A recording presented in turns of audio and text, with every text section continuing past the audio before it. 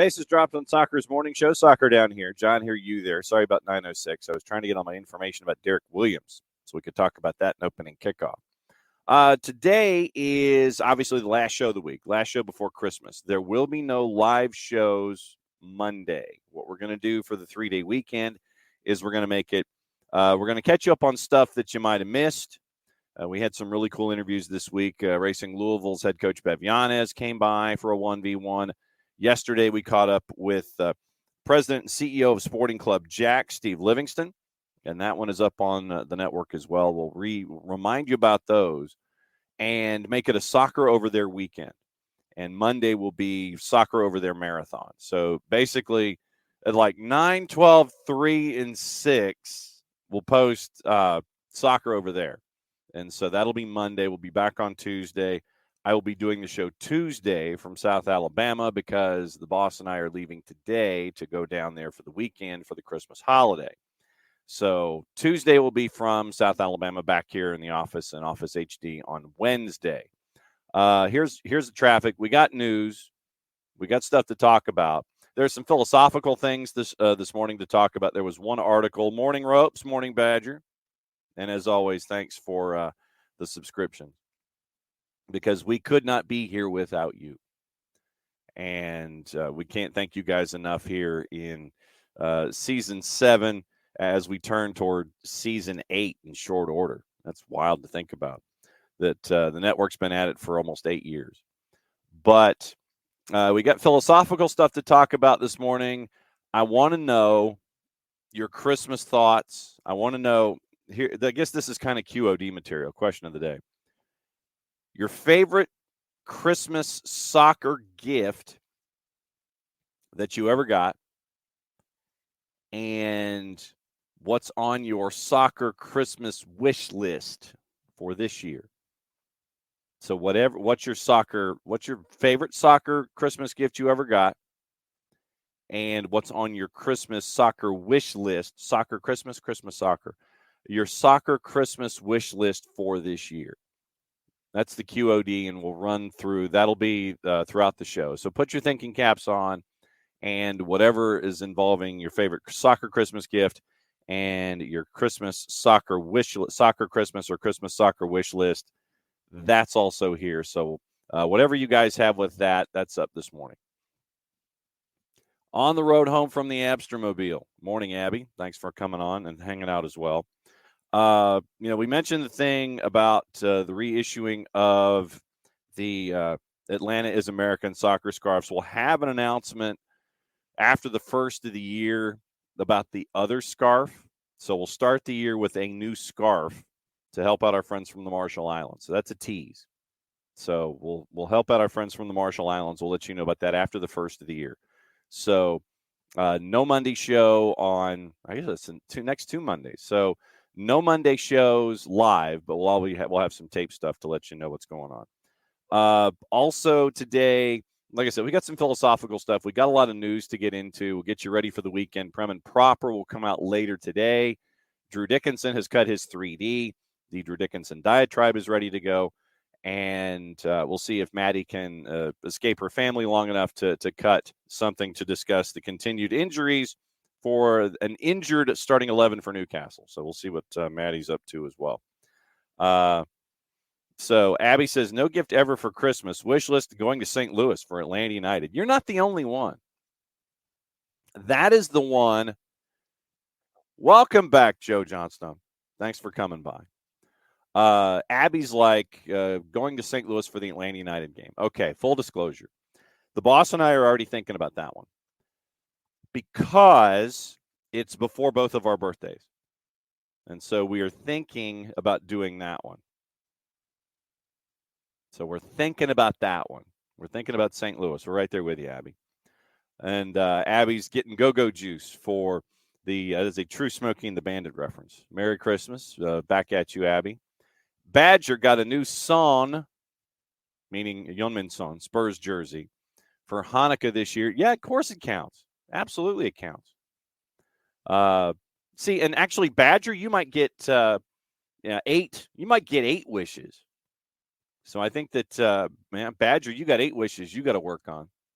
So Hanukkah wish list, no injuries for our players. Absolutely. So, yeah, Badger, you got 7 more wishes to come up with.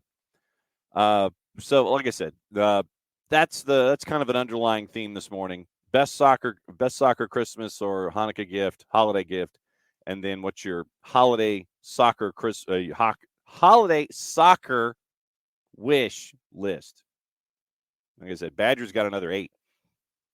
He's got to come up with in short order. So, all right. So, news of the morning, opening kickoff. Brought to us by our friends at Kickoff Coffee, kickoffcoffeeco.com. There's your QR code for those of you who are watching, not just on Twitch, but on the YouTubes and on the 280-character app. And if you use Kickoff Coffee in the morning, Michael Valverde is apparently sworn by it because he will mention every single brand that he has there in the house in North Carolina that he will partake this morning. And you get Kickoff Coffee. Don't forget to use the code SoccerDownHere15. You get 15% off your purchase. They, in turn, take 10% reinvested into youth games and youth initiatives. Very, very cool stuff from our friends at Kickoff Coffee and kickoffcoffeeco.com. Now, we mentioned coming into the month of December after MLS Cup that you get all of the alphabet soup of all of the player acquisition elements that are tied to Major League Soccer. It's reentry, it's waivers, it's stage 1, it's stage 2, and you can't keep your things straight. But there were a couple of transactions that came through yesterday, and one was outbound, and it is officially official that the up to $275,000 in general allocation money is arriving for Atlanta United from DC United. Morning, Tom, both hands on the wheel. Okay, so Tom is going to Charleston from Augusta, Columbia, and south. So that's how he's going. So now that you have told us how you're doing it, I think. Yeah, I think that's how. And so, yeah, Badger, we'll get into that. That's part of the news of the morning. It was a here we go from Fabrizio Romano. And I'll be damned. Congratulations, Jillian Sakovitz. Well done. Congratulations to the Sakovitz clan. Thank you, Ropes, for sharing that. Jillian is officially a mom. First photos of Timo. And Timo looks like he's working on the naps. We got to see if he's a left foot or a right foot. Next time we catch up with Jillian, we'll find out. But Jillian has posted photographs of her son Timo. Mazel tov and congratulations. Absolutely fantastic. So posted as of 11 minutes ago. But back to Atlanta United, not instead of being distracted by baby pictures, but $275,000 up to in general allocation money in the Garrison Tubbs deal. It is $125,000 in 2024 GAM, getting up to $150,000 in additional GAM if performance-based metrics are met. Atlanta also retains, and this we did not know, Atlanta also retains a piece of the pass. Sell-on percentage. Sell-on percentage for Garrison Tubbs. That's big. Once again, remember Garrison Tubbs went through the academy, 4 years at Wake, 66 starts in 68 matches, 23 season, first-team All-America, ACC Defensive Player of the Year, Mac Hermann Trophy finalist. U17s, U19s, 12 matches for the twos, professional debut back in 2019. So, in that one, we didn't know, but it's a piece of the pass that's attached to Garrison Tubbs. That's big. The other piece, Atlanta United selected Derek Williams in the re-entry draft yesterday. Did a little wheeling and dealing to get there. Traded $50,000 in GAM and the number 19 pick in the re-entry draft to Toronto for the opportunity to select Derek Williams.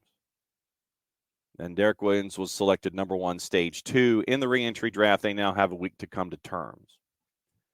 3 years of experience in Major League Soccer, LA Galaxy, DC United. And I know a lot of folks will remember his early entry with LA Galaxy, where he was suspended for a really hard tackle on Andy Polo. And so that's probably the first thing that triggers in folks' minds with Derek Williams. 11 seasons professionally in England. Irish international, debuted Premier League 2012 with Villa before signing with Bristol City.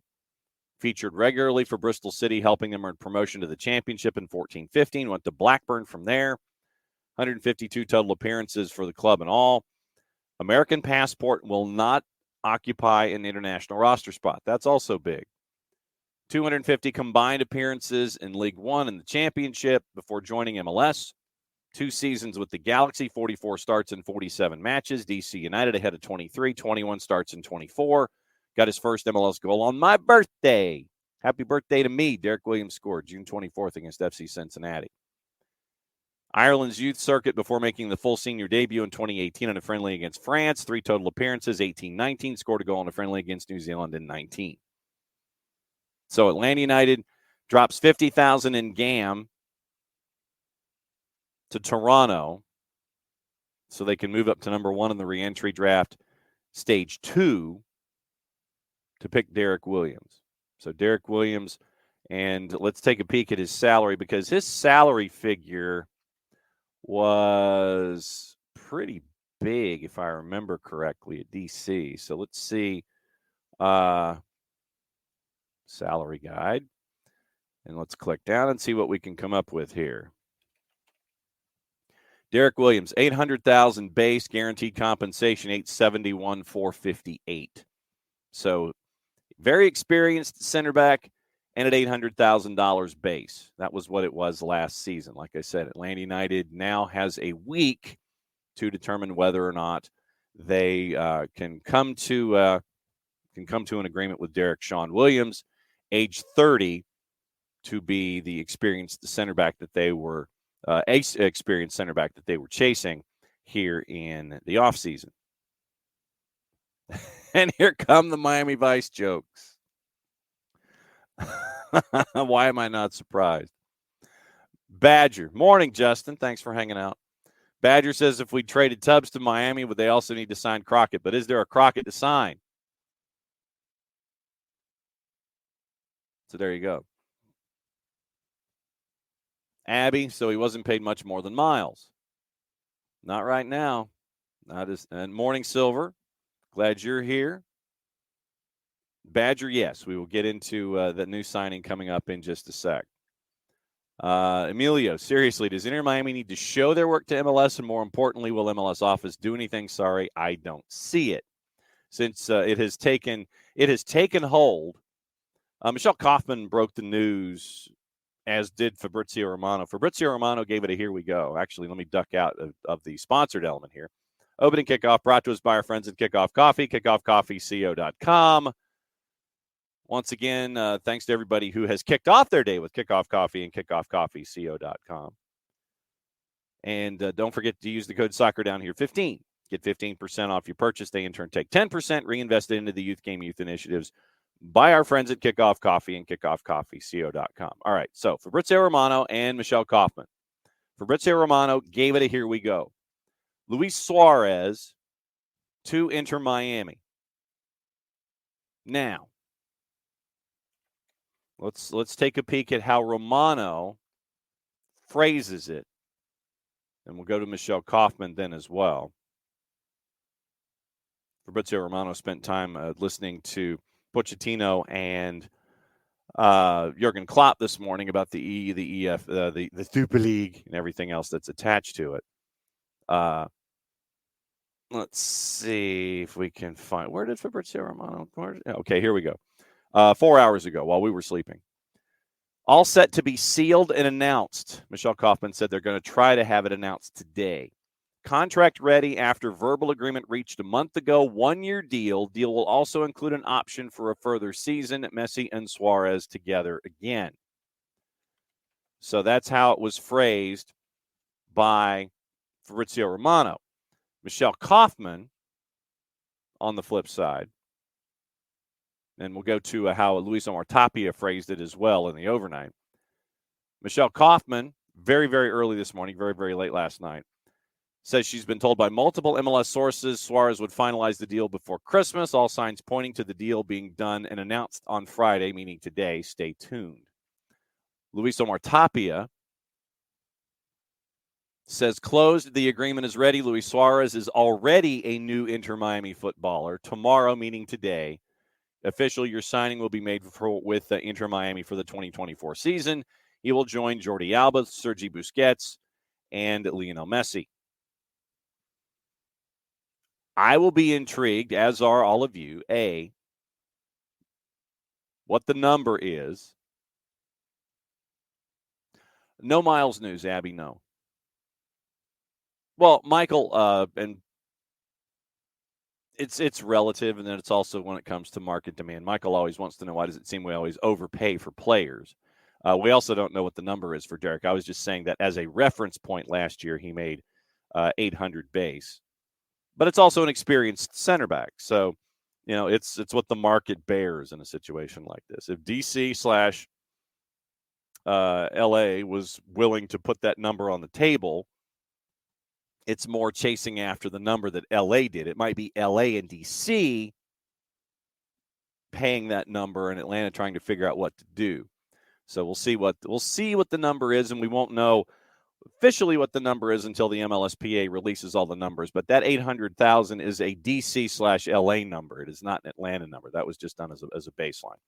Badger, it might be a Matuidi deal. Badger thinks that the Suarez deal might be a Matuidi deal. Would not, And for those of us who have been around and have seen how the salary cap has been massaged, shall we say, we'll see what happens. But, with Chris Henderson having to dig his way out of the previous administration, Chris is going to do stuff above board. And he will work within the guidelines of the rules that are in front of him. Once again, with Suarez, as with Messi, do not be surprised if this is something along an NIL deal. It might be, ma'am. Ma'am. Thank you, ma'am. It might be an NIL deal, legitimately. How much, and once again, this is what we don't know. We don't know what we don't know. But if we extrapolate, fancy word for work, we're going to workshop this a second. All of the big names that go to Miami, we know that Lionel Messi's deal was an NIL deal. We know it was because of all of the pieces of the action that he's getting from his sponsors and Apple and all that kind of stuff. So he's getting a piece of the action. I would anticipate that Alba, Busquets, Suarez, they're all getting pieces of the action down the line. It is sponsored. It should be sponsor driven. They'll go cap to where they can. They'll go cap to where they can with Luis Suarez. And then they will try to massage from there. It's like, okay, here's your base. Now we can get you room and board. We'll get you this stuff. We'll get you set up. We'll get you here. We'll get you there. Everything will be fine. Sponsor says they'll give you this. You'll get this kind of action on the backside. Well, I mean, Hutch, if it was a pyramid scheme, then it would be Messi at the top, and then it would be Alba, Busquets, and possibly Suarez. I'm trying to remember. See, now, back many moons ago, you remember New Skin? I got to see that develop. So it was the same kind of thing. And it was like, basically, you get a guy, you get on board, and then you get other folks to come in, but you get a piece of their pie. I don't think that Messi is getting a piece of the action from the salaries of Alba, Busquets, and Messi, unless they're the same shoe sponsors and all that kind of stuff, and then Messi might get a piece of the action. I don't know. But, Abby, to your point, yes, the MLS did a disservice by not increasing the cap. What I would anticipate these deals are is something where you're going, okay, here's the deal. So I think, and like I said, this is me just trying to extrapolate how this probably lays itself out. Abby, yes, you are correct. MLS did a disservice in not increasing the cap or coming up with some other mechanisms to help pay players, bring players in, all of that kind of stuff. You're still right now having teams being imaginative when it comes to bringing players in that are of a high quality. We saw how the league assisted bringing Lionel Messi in under the umbrella. I imagine that the league also gave guidance with worked with Chris Henderson to bring in Alba and Busquets. Actually, now let's check. Let's see. All right, so let me see if we have those numbers. So MLSplayers.org. Let's see if those numbers exist for Miami. All right, Jordi Alba last year, base salary $1 million, guaranteed compensation $1.25 million.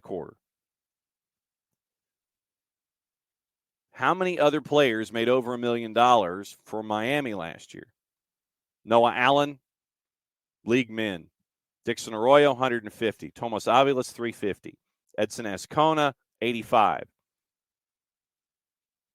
Schneider Borgelin, league min. Busquets, $1.5 million. Calendar, 300,000. Leo Campana, 550. Benya Kremoski, league min. That's going to increase. Gregory, 725. He's going to get bought down. And that might be where the DP comes into play. So if Gregory gets bought down from 725, that might be where Suarez ends up as a DP. CJ Dos Santos, league min. Facundo Farias, 500,000. Ian Frey, 110. Diego Gomez, $500,000. LGP, 935. LGP on the books for $935,000. Corentin Jean, 720. Cole Jensen, league min. Krivtsov, 555. Jake LaCava, veteran min, 85.4. Joseph made $4 million last year. Chris McVeigh, 220. Lionel Messi, $12 million last year. With compensation and other elements, $20,446,667. So it sounds like a 3-year deal. Kamal Miller, 375. Santi Morales, league min. Franco Negri, 225. Harvey Neville, David Ochoa, league min. Jean Mota, 750. Robbie Robinson, 200,000. Emerson Rodriguez, 330. Ryan Saylor, veteran minimum, 85. Stephen Elliott, 400.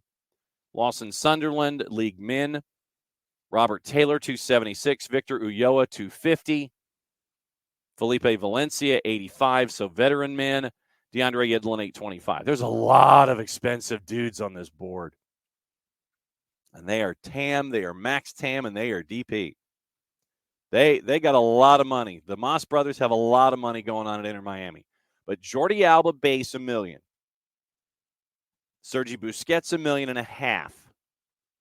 And then Lionel Messi blows everybody out of the water with compensation guaranteed at 20.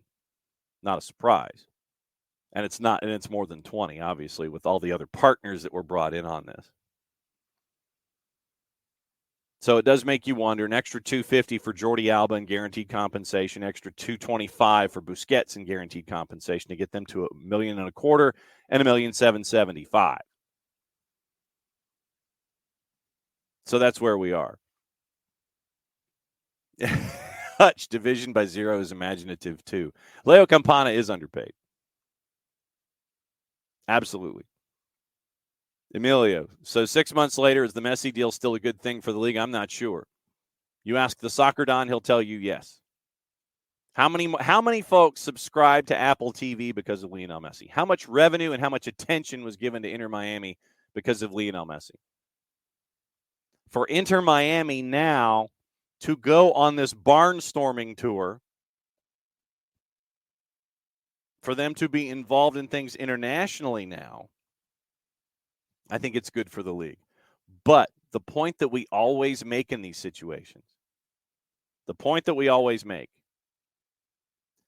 when those days are done, how do you maintain it? How do you maintain this momentum?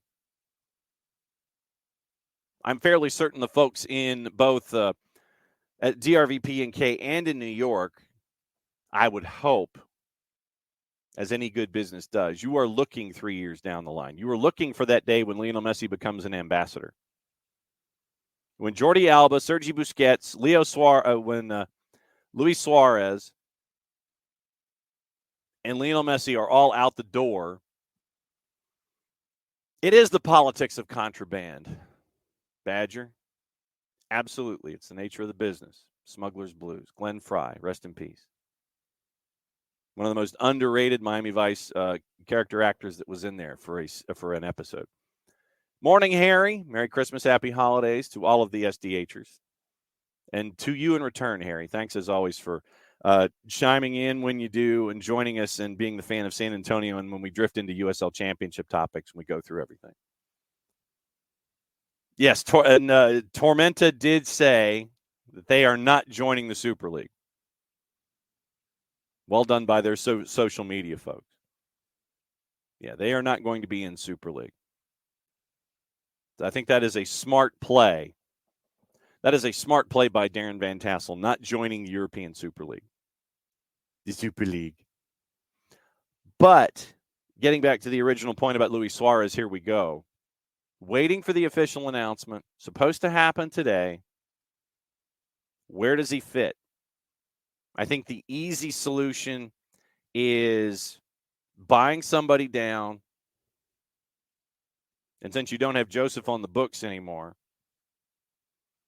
it would be putting Gregory in that Joseph slot or putting Suarez in that Joseph slot financially. And that's where everything fits. But you've added Luis Suarez to Messi and friends. How do you make this sustainable 2 years down the line when everybody's gone? You're going into your new stadium. You're going into the World Cup cycle. And they are ambassadors.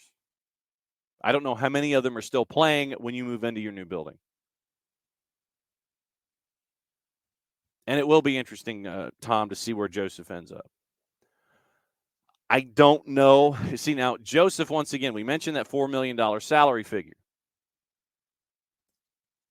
I know of no one that would pay that kind of money. No one who would pay that kind of money. I mean, Joseph last year, let's take a peek at the numbers. Let's take a look at Joseph's numbers last year. And yes, trying to be Messi's buddy, that did boost the numbers.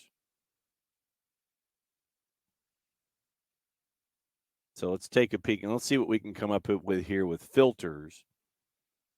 You go Miami or Inter Miami. How do you guys do this? Oh, you did it in inverse.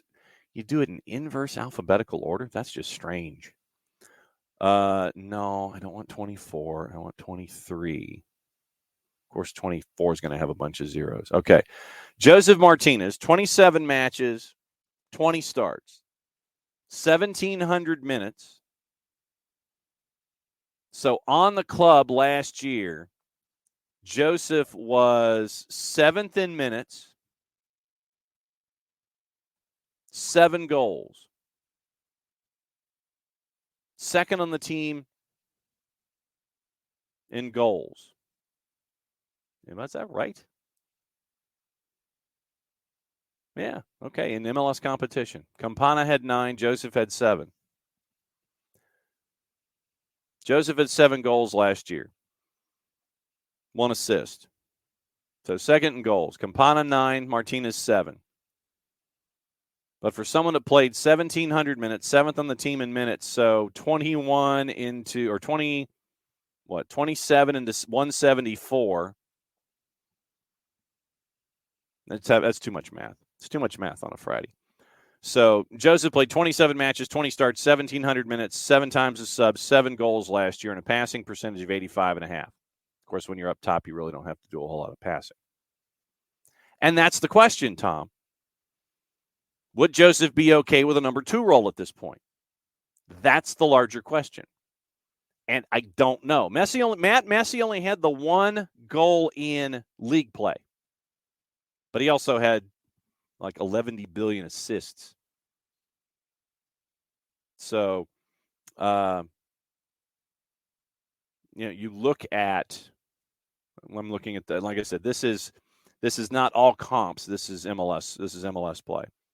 6 MLS matches, 4 starts, 372 minutes, 1 goal, 2 assists. Remember, most of his numbers were put together in cup competition and outside of MLS regular season. But would Joseph be okay with a number 2 role at this point? I think he was okay with a number 2 role because of the surrounding cast when he was in Miami. But the question is, A, the price point, B, the role. How many teams can afford a Joseph Martinez? It might have to be something with base salary plus incentives. And where do you go? Who needs somebody up top to help out? Los Angeles Galaxy? Because remember, they don't have Chicharito anymore. Do you have Joseph go out there to help out Ricky Puig? I mean, literally, that's the first thing that popped into my head because you know that they're going to spend money. They'll spend money at a product. They're not shy.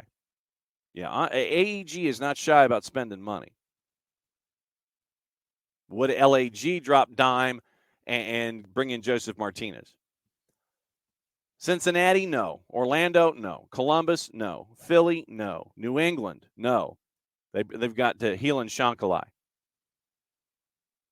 Nashville, no. Doesn't fit. Joseph doesn't fit Gary Smith's style. Red Bulls, no. Charlotte, depend on Swiderski and Josviak and trying to figure out what the top looks like. But it would be a number 2 role. I don't know. Montreal, it would depend on the coach, considering they ain't got one yet. NYCFC, no. DC, no. Chicago's throwing money at everything, so that Chicago could be a possibility. We're just throwing GAM all over the place. Literally, it's like Cartman swimming around on the floor with the dollar bills. They're just throwing money everywhere. And Toronto.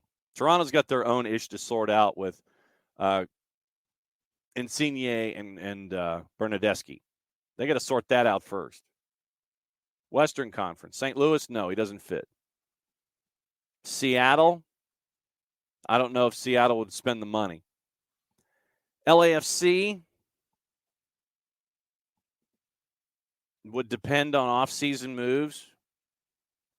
Is Carlos Vela going to stay? But it would be as a number 2. It would not be as a number 1. I think Joseph still wants to be a number 1. But I don't know if anybody that would grab him would have him as that number 1. Houston, no. Salt Lake, no. Vancouver, no. Dallas, no. Sporting, no. San Jose, Minnesota, they got to get a head coach. And it would be as a 2 behind Timu Pukki. Austin, interesting idea. But once again, it would be a 2. LA, I keep coming back to the LA Galaxy. So what? We came up with just LAFC as a 2. Chicago, since they're throwing money at everything, there's no common sense there. That was just because of that. Montreal stylistically, maybe Charlotte. Like I said, that's just off the top of my head. Portland, maybe, Matt. But once again, it would be as a 2. It would not be as a primary. And that's the hook in all of this. He would have to be a 2. He would be that guy that would be the complementary piece to play off of the guy that's getting most of the attention. Kind of lurking, doing more lurking than he has in the past. So we'll see. But just only a handful of folks. And, yeah, Matt, to your point and to Abby's point earlier, there's only so much you can do in a cap league. Vancouver's got, Matt mentions Vancouver, and they've got they got White and Gall. I don't know if Joseph would work with. They've got White and Gall already, and and that's the thing, Abby. He would have to be a 2 and take a pay cut. Well, but unless you're Miami, but yeah, Emilio. But the thing is that they're bringing in Luis Suarez and everybody. His spot's been taken. Messi is bringing in his boys. Messi and friends.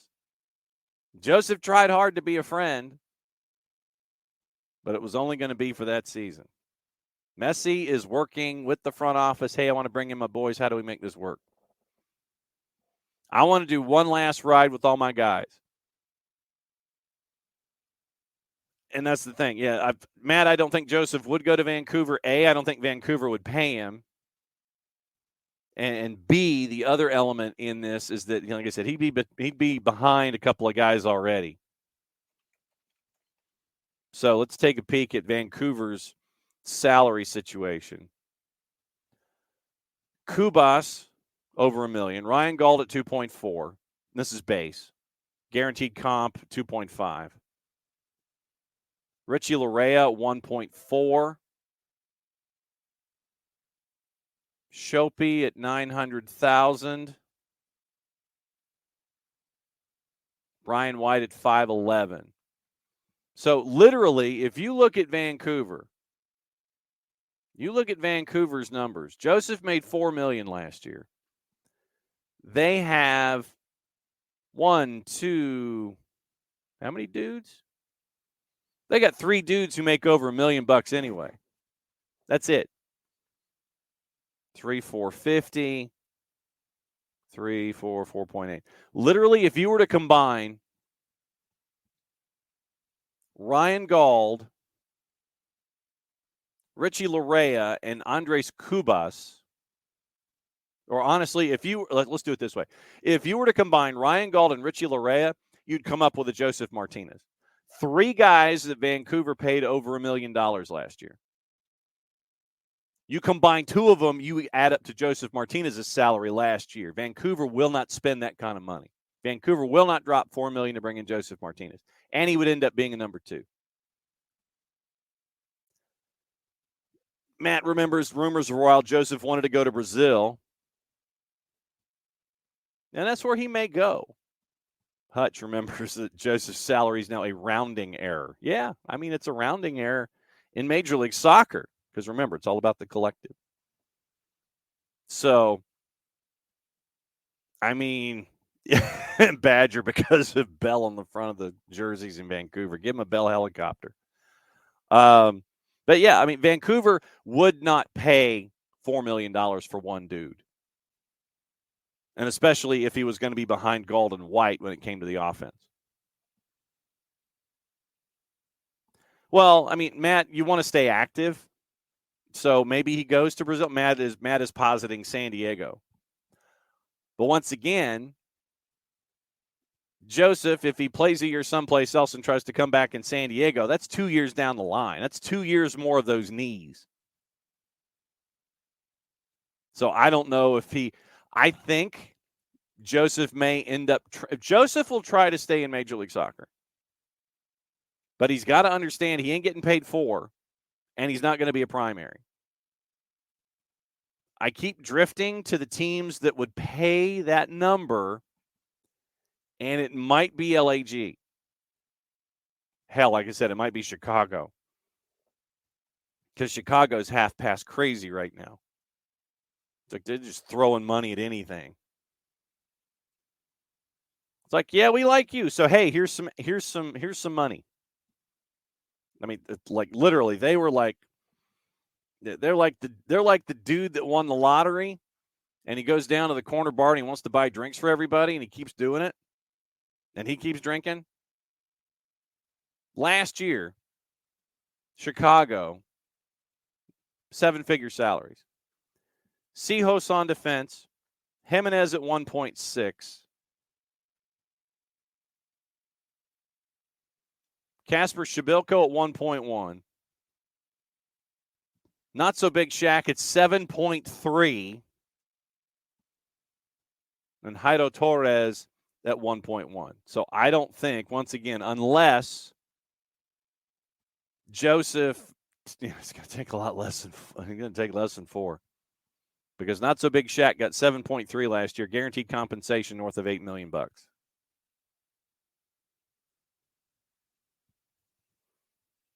Chicago's not afraid to drop some AM and spend some money. They brought in Andrew Gutman in the offseason. Yikes. So it might be Chicago. But I keep drifting to Los Angeles. I really do. I keep drifting to L.A. Let's look at L.A. before I remind us about everything else going on here this morning. And thanks for hanging out with us last show before Christmas. All right, so LAG, let's take a peek at them real quick. Last year, Gaston Brugman, 1.2. Douglas Costa. If LAG is going to pay Douglas Costa $3 million, that might work for Joseph. Diego Fagundes got $1 million. Chicharito got 6 base, guaranteed almost 7.5. So it's that 4 dudes. Yeah, it's 4 dudes north of that's in 7 figures. Ricky Puig at 1.6, which is a bargain. Ricky Puig at 1.65 base, guaranteed 1.7. Bargain. 5 dudes over $1 million. And like I said, if we just go salary like for like, then he might take the Douglas Costa spot. That would make sense to me. Like I said, that's the beauty of the show. We workshop this stuff out, and we sit there and we try to figure out what can happen. I keep coming back to LAG. Like I said, if they're going to pay Douglas Costa $3 million, Joseph might get that. So keep an eye on LAG. Once again, reminder this morning, what's the best soccer holiday gift you ever got? And what is on your holiday soccer wish list for you and or your family and or your favorite club? That's the question of the day this morning. So thanks for hanging out with us on a Friday. Other transactions that went down while we were away. Once again, we mentioned Steve Cherundolo getting an extension. NYCFC signed Kevin O'Toole to a contract extension. Left back extended through 25, option for 26. Sporting director David Lee had 2 sentences of praise in a press release. Selected 34th overall as a forward in the 22 Super Draft. Transitioned to fullback. Opened their 24 campaign February 24th against Charlotte. Columbus Crew signed Derek Jones in free agency. Good pickup for Columbus. Signed Derek Jones through 25 with an option for 26. Midfielder and or center back in Nancy's preferred system, former U.S. Youth International. 1 goal, 3 assists in 108 regular season games. Crew GM Tim Bezbachenko had 2 sentences of praise in a press release. Homegrown in Philadelphia. Dynamo, Nashville, Charlotte. Columbus is his 5th club. Once again, remember, Crew, Atlanta United, February 24th, 2 o'clock.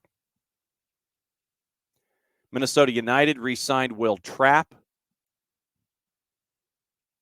through the 24 season, option for 25.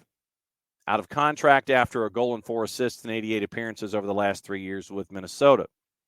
Team co-captain since 22.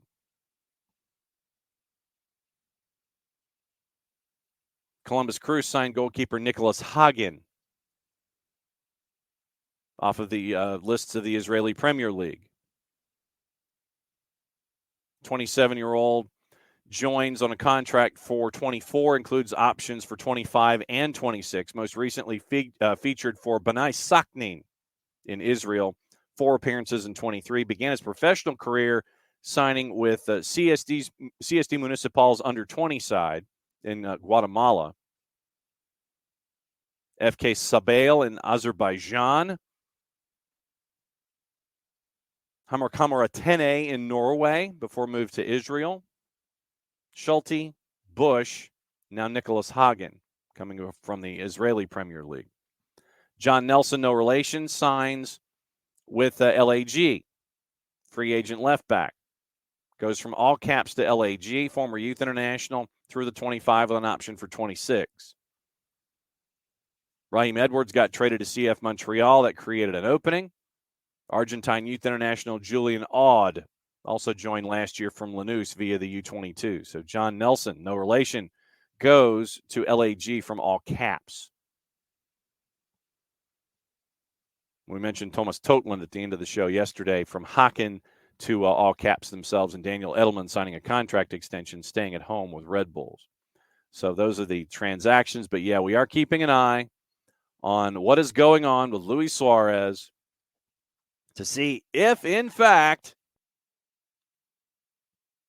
that does become here we go. We are anticipating here we go, and everything working its way in to that particular way, but we'll see what happens here.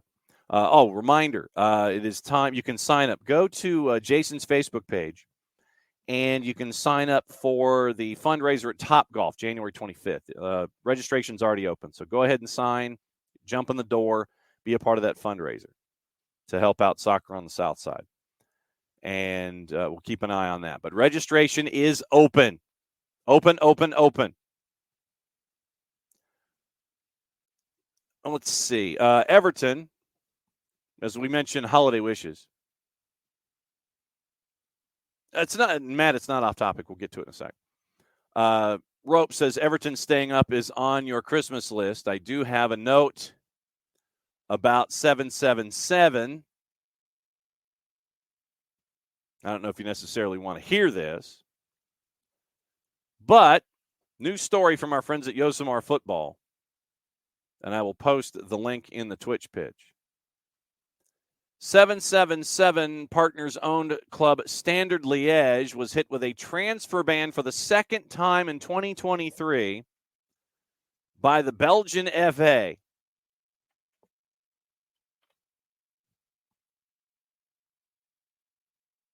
Second time in 2023 by the Belgian FA after failing to pay transfer fees, bonuses, VAT, and social insurance contributions. And remember, this is the U.S. investment fund that is linked to taking over Everton. Threatened with losing their shares in Genoa after an independent arbiter ruled in favor of the Italian club's former owner in a 2-year-long dispute. Question from Yosemar, at which point will the Belgian Commission de Licence, licensing commission, basically. Commission des Licences. Philippe Auclair and Paul Brown. When Auclair is on a story, you know it's big. At which point will the Belgian licensing commission finally lose patience with Standard in 777? The iconic Liège club had already been served with a transfer ban in June of this year for not complying with its obligations toward the Belgian National Office for Social Security. Sounds like they ain't paying their Social Security taxes. Ban that was lifted after Standard belatedly paid its contributions. Worse this time around, as shown in the document that they have, and that's why I posted the link in the Twitch pitch for those of you that will be keeping an eye out for it, yosemarfootball.com. Standard had been unable to produce proof it had paid its social insurance contributions for the month of November. It had also failed to pay its VAT bill, match bonuses to players, debt installments to the Belgian FA, and the body which represents the club from French-speaking Belgium, and undisclosed sums due as part of the transfers of Moroccan winger Ilie Ziani from Union Saint-Gilloise and Norwegian international Aaron Dunham from Vålerenga. All the more surprising that Ziani, who has yet to play for the first team, it only cost €200,000, and that Dunham, who had been bought by their previous owner 2 years ago, had been sold to Toulouse back on September 1st for a reported €4.5 million, which represented a $3 million profit on what he cost Standard in 2021. 777 were summoned to the Commission de Licence on 20 December, admitted the monies due had not been paid.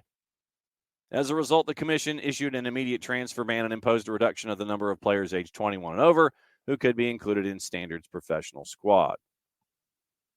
And there's a reproduction of the finger wagging from the government agencies towards Standard Liège. Standard published a short statement in which they said they had every confidence that the sanction would be lifted as early as Friday, December 22nd, meaning today, and that the club's ability to trade players in the forthcoming transfer window was therefore absolutely not in question, as 777 had made available the necessary funds to honor its commitments. No reason was given as to why they failed to do so in the first place. So once again, keep an eye on 777 as they are chasing after Everton. The article from Yosemar Football about Standard Liège once again posted in the Twitch pitch. JOSIMAR football, FOOTBALL.com. One of the great investigative units that is out there today. Matt, totally off topic. Does Atlanta continue to pursue Mensah and Gregerson since we picked up Williams? Probably. Just because, well, and remember, once again, and I'm not trying to poo-poo the deal at all, but remember, you've got a week when you pick up somebody in the re-entry, you've got a week to figure out whether or not you can come to an agreement. You're always working. As we always say from Glengarry Glen Ross, and I need that drop, A, always be BC closing. Always be closing. Always be closing. You're always chasing deals, especially in the offseason, especially with the January window coming up. If you think that you can get Gregerson to add to the experience, to help be a mentor, is Derek Williams your mentor? Do you bring in Gregerson as your higher profile, your overseas center back? You're going to need mentors for Noah Cobb and Efren Morales. You're going to need folks that start. Miles Robinson wanted Walker Zimmerman money. That ain't happening from what we've understood. Some reports out there said that Miles Robinson wanted Walker Zimmerman money. And that is not going to happen in this environment because you don't, once again, Walker Zimmerman made 1.8 last year, guaranteed compensation over $2 million. Thank you to the MLSplayers.org for that. Miles made $1.4 million. Miles made $1.4 million last year. So you would have to take that $1.4 million and reinvest it, and thinking morning, Knicks, about what you want to do with the future. Emilio posting the notes from Stian Andre Deval, who is a Norwegian journalist. Okay, so 9,245 followers, but followed by Fabrizio Romano. So we have, we got some evidence here. The following numbers worry me, but being followed by Fabrizio Romano does not. So let's go ahead and translate. We're using the Google Translator here. Activity is increasing. Most clubs before the transfer window opens in January. So he's rolling through a couple of things. We got our second Valarenga mention here. National team stopper Stian Gregerson under contract with Bordeaux. Team is below the middle of the table. Actually, will struggle. Yeah. Well, and Stian Vol is being nice because right now Bordeaux is in the relegation zone in Ligue 2. 17th out of 20, if I remember correctly. So Duvall reinforces what we talked about before with Gregerson. National team stopper Stian Gregerson under contract with Bordeaux. Team is below the middle of the table, and this is Google Translate. Below the middle of the table will struggle to manage promotion this season. We'll go back to find out about it. 28-year-old Gregerson now has interest from MLS club Atlanta United, which The Athletic reported a few days ago. Netavison is informed Atlanta has now also submitted a bid for Gregerson in an attempt to buy the free Norwegian. The MLS club should be willing to pay around $2 million, which is equivalent to just over 20 million krona. So $2 million transfer possibly for Gregerson, according to Stian Andre Duvall for Netavison in Norway. So that's where we are. In advancing the story from The Athletic, and I love how you guys got your heads on a swivel doing searches. So Netavison in Norway is saying right now Atlanta United is willing to pay $2 million to Bordeaux to bring Gregerson over. I mean, Abby asks if, they actually Netavison, Nix, translated it for me. I didn't need the Krona calculator yet. Go to xe.com. They always seem to do really well for me in those situations. If Miles is out of contract, does he lose rights to work at the training ground? And so Nix, he's not a part of the club at the moment, so he probably does, unless the club wants to do him a solid. And we'll see what happens. But I think that once you're out of contract, then you got to find your own gym. So we'll see what happens. But Emilio, head on a swivel this morning on the 280-character app. Looks like, according to Stian Andre Duvall from Netavison in Norway, looks like Atlanta United might be offering Bordeaux $2 million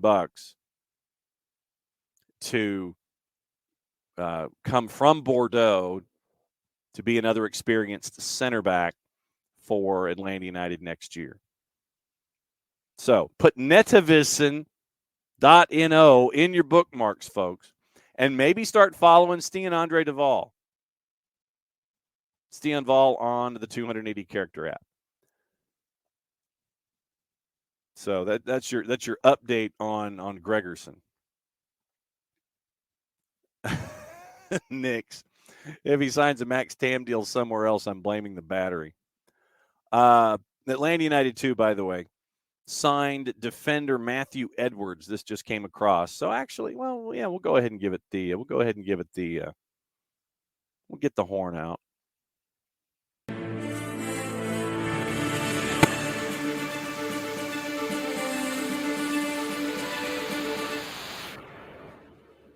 The two signed defender Matthew Edwards played his last 3 years at the University of North Carolina. Played in Atlanta United's academy. Edwards signed through the 24 MLS Next Pro season. Joined the academy back in 19 at the U17 level. Served as captain at the U19 side. Got a taste in the USL Championship. Made 8 appearances for Atlanta United, 2. Chose to sign the letter of intent for UNC. 4 matches during his freshman campaign. 21 matches sophomore. Mainstay on the back line, 8 clean sheets. 18 matches, 16 starts, and 23. Recorded 2 assists. I thought I hit the loop on that, man. Well, so much for that idea. Well, so we'll hit it again. 6-foot junior. So he's had 3 seasons with the Tar Heels. 16 starts, 2 assists. Helped him make the run to the ACC tournament final and the NCAA quarterfinals. Right now, the roster for Atlanta United has 8 midfielders, but 3 will be on first-team deals effective New Year's Day. John Burner in net. Matthew Edwards is your first defender. Midfield, Luke Brennan, Alan Carlton, Matias Gallardo, Nick Firmino, Noble Okello, Aiden Torres, Johnny Vial, and Jacob Williams. Kareem Tamimi is your lone forward up top. Keep an eye on Atletico San Luis because they may be interested in Johnny Vial. So we'll keep an eye on that as well. That news on Johnny Vial and Atletico San Luis came out a day or 2 ago. So we'll keep an eye on that. Jared Smith joining us in hour number 2. Why do I hear music?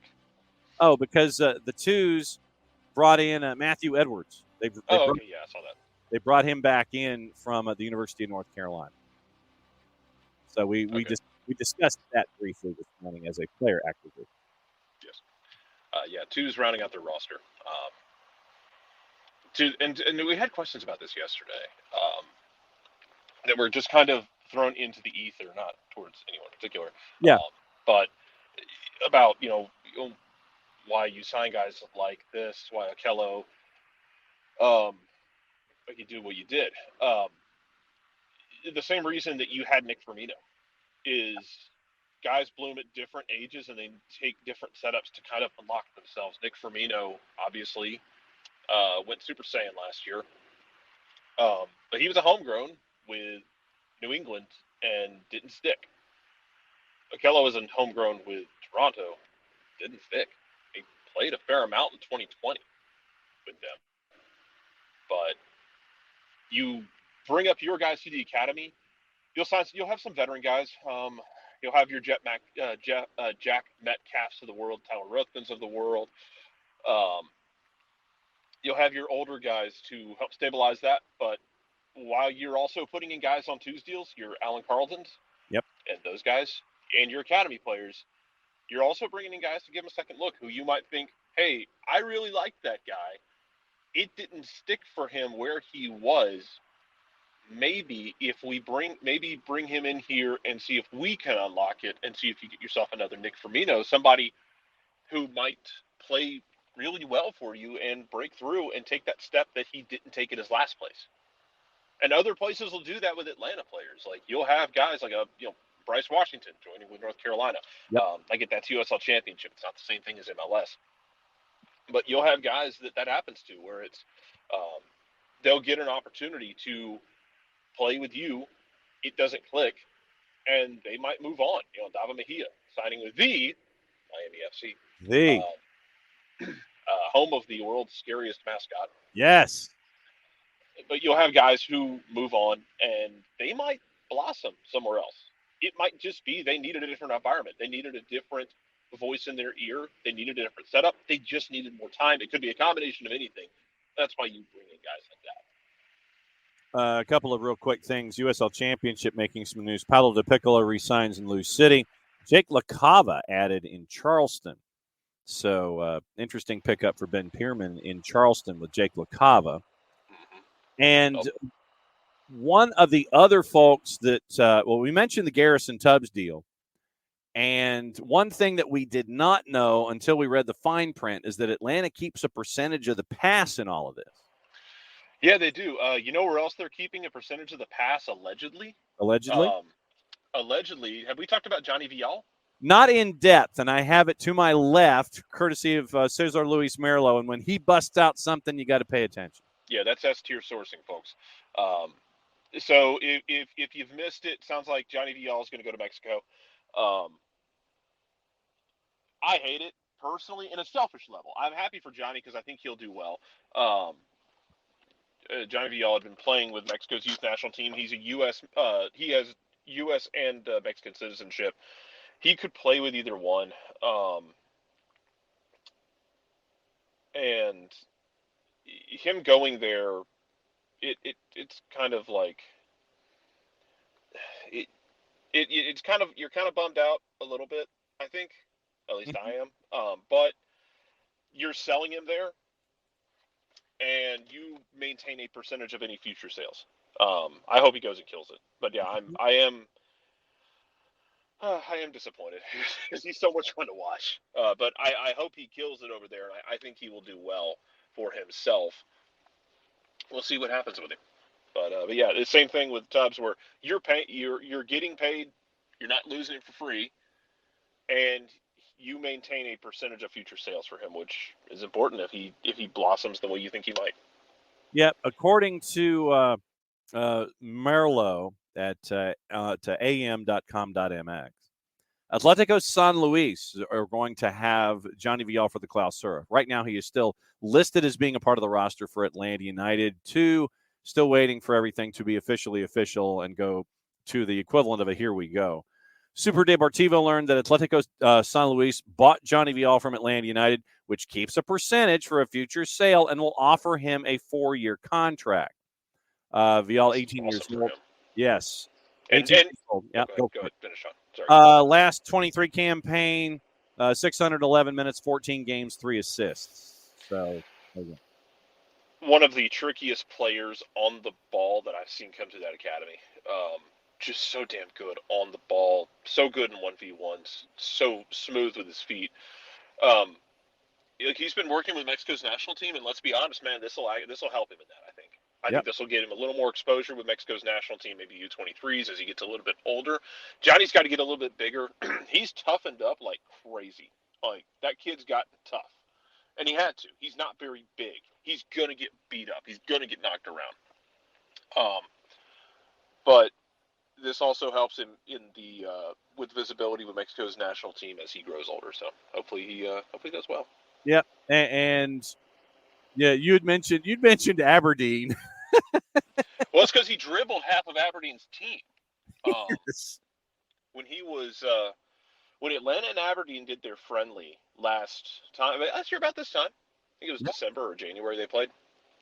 I think it was December because I think it was like end of December, early January because it was during Scotland. Scotland does a 2-week break because they have to, because the fields in the Highlands turn to permafrost.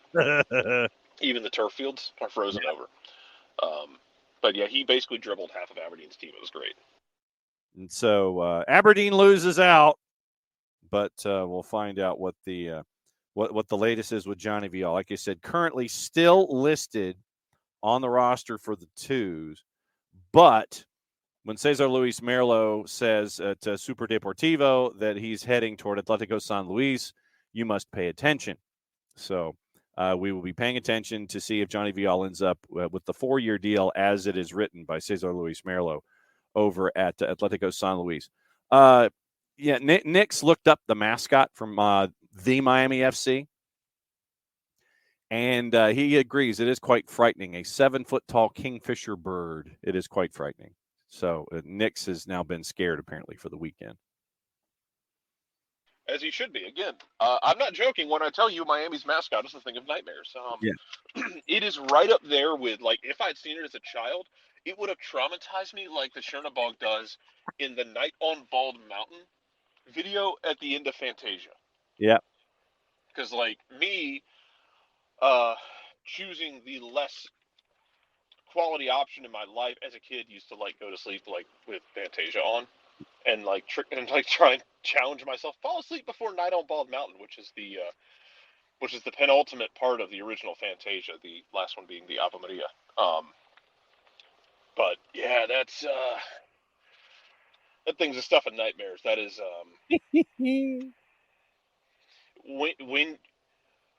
when you kill Cthulhu, that is what rises out of the depths next, is a 7-foot-tall kingfisher on a scooter. That's pretty damn scary. Yeah. Yeah. Lovecraft wishes he could have done that. No doubt. We got into the discussion about Steen Gregerson and Jonathan Mensah because of the selection of Derek Williams in re-entry. And we now have Atlanta United still has a week to figure out the price point and see if the two can agree to terms. Matt Wagner brought up the question, do they still chase after Gregerson and Jonathan Mensah if Derek Williams comes under the fold. And I mentioned that much like Glengarry Glen Ross, A always be BC closing, or more accurately here in this part of the world, A always be BC Cruton. So I still think that you're kicking the tires on Mensa and folks doing the Lord's production work this morning. Emilio found a Norwegian writer followed by Fabrizio Romano that has a price point of $2 million to Bordeaux for Gregerson to come over and be a part of things for Atlanta United. So just because you've selected Edwards does not mean that your job is done at the back. No, it does not. It means you have the chance to negotiate with him here, and you see what you can make happen. We'll see if they do that. We'll see if they if they're able to lock something up with him. And I think you're still kicking the tires on Mensa. You're kicking the tires on other players to see what might work for you. And if you end up spending $2 million on a defender, you can spread that out and you're just fine. So Gregerson and Bordeaux. I was mistaken. That feels more like that's the guy you're getting to start right now. Yeah. Whereas if it's Edwards or Mensa, those are guys you're getting to be depth pieces. Yeah. So are you shopping for breakfast or lunch? Oh, no, last minute things. Okay. I was wrong. Bordeaux was in the relegation zone in Ligue 2. They won last time out, apparently shocking the planet. And it was against a team that was below them in the standings. So, okay, that makes sense. It was a 2-0 win at Dunkirk, who is in Ligue 2. And they are now 13th out of 20. And they are 9 points out of a promotion playoff spot at the halfway point of the season. So they've hit the halfway point of the season. Bordeaux could get $2 million as a team that is struggling at the bottom half of Ligue 2 right now, and Steen Gregerson could be the next part of the French football pyramid that could be wandering over here to be a part of Atlanta United. Atlanta United has been kicking the tires in France, and they've been getting some things done. That's just what they do. They ain't kidding. They're just like, it's find the marketplace and dive into it and see what's going on with the lay of the land. But they're fine. It is, and that is when you find all of these gems in these underreported places, all these ideas of like, okay, where is a depressed or distressed market? Find clubs that are in need of a capital infusion. Go to those clubs. Hey, bruh, you got a problem. You got a player. We'll take him off your hands. Hey, here's some money. Atlanta United seems to have zigged when everybody else was zagging, and they found France.